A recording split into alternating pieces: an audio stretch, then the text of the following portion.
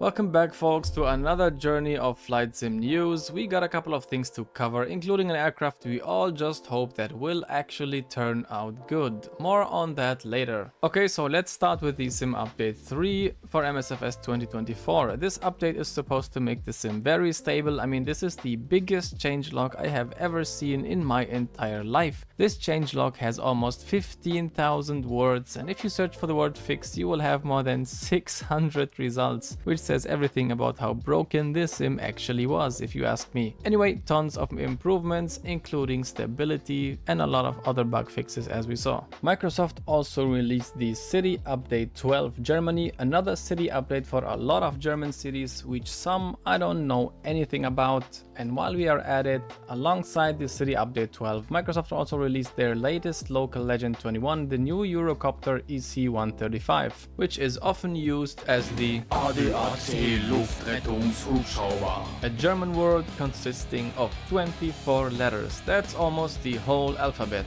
And by the way, if you search for the word crash in the changelog, you will have 48 results. Kinda reminds me of a Swiss cheese model that looks like this. No matter the path you choose, you might probably end up crashing your aircraft, or rather this sim. Alright, enough with the puns. How is the sim actually performing right now after the sim update 3? Well, I gotta say it is pretty stable. I didn't have had a single crash since the update. Unfortunately, there is still this bug when you switch to the drone camera. I have the button end assigned to my keyboard to switch to the drone camera, and as soon as I click that, as you see, it flickers. It switches back and forth to the drone camera and the external view or the cockpit view. This bug is present since day one. I don't know how hard it is to fix it, but hopefully this will be done in the future. Alright, so enough with the Sim Update 3, let's switch to another aircraft developer, iFly, and the 737 MAX family, because a major update is on the way. The Service Pack 1 for the MAX 8 is currently in development, and it will bring a lot of requested features and fixes.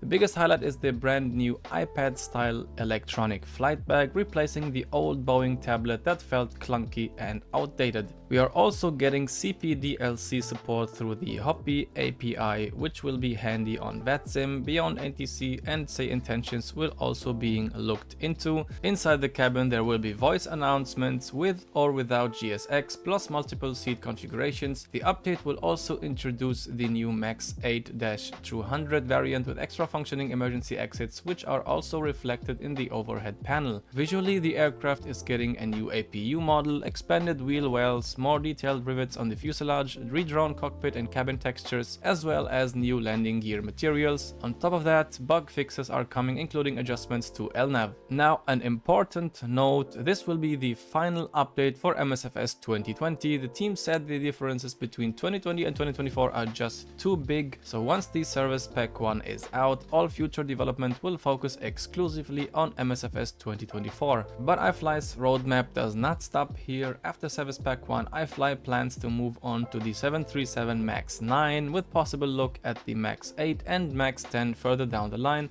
As for when to expect this update, it's still months away. The team has confirmed it won't be ready before mid-November at the earliest. Alright, now I want to talk about a developer which is known for delivering pretty good airport sceneries, Aerosoft. Now, Aerosoft has also the CRJ, which is a pretty good aircraft if you ask me, and in the past they also developed the Airbus A330. Now, the A330 was, well, if I say it very politely, a pretty trashy aircraft.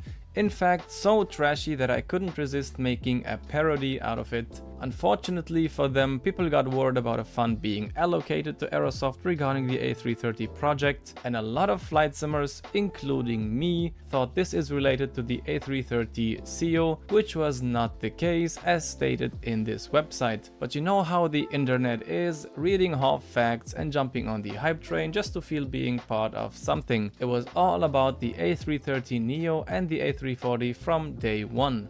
Which brings us to the announcement Aerosoft has just made a couple of days ago. So Aerosoft gave us a first glimpse and a first look into the A330neo. The A330neo is planned to release before the end of 2025, most likely in the fall, and it will work on both msfs 2020 and 2024. At launch there won't be a head-up display, but OANS will be included, and only the Dash 900 is coming, so there will be no A330-800. If you already own the A330ceo, you will get a patch shortly after the Neo releases. That update will add msfs 2024 compatibility, bug fixes, and brings the ceo closer to the Neo systems. Well, we will see about that. On the technical side, LNAV and VNAV are fully implemented in the new FMS, and the aircraft will be usable on networks like VATSIM, iVow or Pilot Edge. There will be SimBrief integration built in through the EFB, GSX will be fully supported, and both MCDUs will operate independently from each other. The A340-600, which is made in partnership with Tolis, will follow sometime later, but there is no date for that yet. Now I would like to speak my mind here, because when I started flight simming about 2 years ago, my one favorite aircraft was the Headwind A330neo. In fact, for me it was the only pretty good freeware long-haul aircraft that I could find in the sim, and that was long before MSFS 2024 came out with the Inibuilds A330. To this date we still don't have a payware A330neo, and I think Headwind is still a little bit far from delivering a real-life replica of it, but remember, this is freeware made by volunteers. I just hope that Aerosoft learns from its mistakes and delivers a good aircraft. I'm pretty sure the A340 made with Tolis will be